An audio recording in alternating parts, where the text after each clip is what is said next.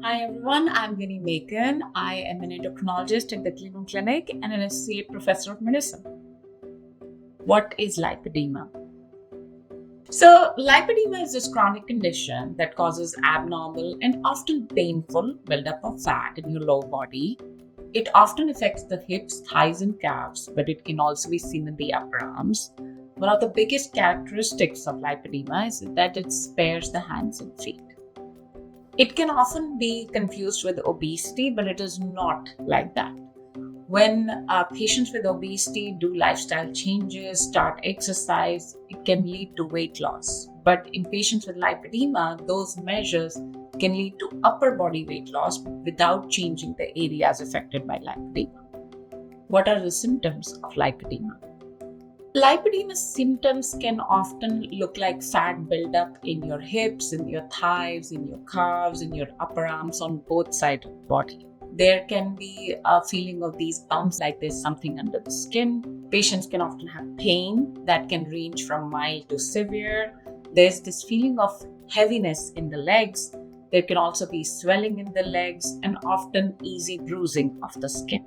Patients who have lipedema can also have complications from that. It can be problems walking or mobility, problems with the joints. Patients can often have varicose vein disease. They often will have flat feet. Lipedema, because of the issues with mobility, can often lead to depression. As the disease progresses, the legs can look inflated. Patients might have fat that sticks out from the legs and thighs, making it much harder to walk. And often lipedema can be complicated with lymphedema as the disease gets worse.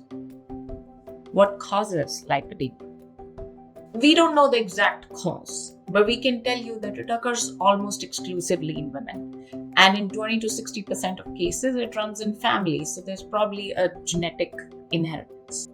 It may have a connection to hormones because it usually starts or gets worse during puberty, pregnancy, or menopause, and can sometimes happen when patients are taking hormonal birth control.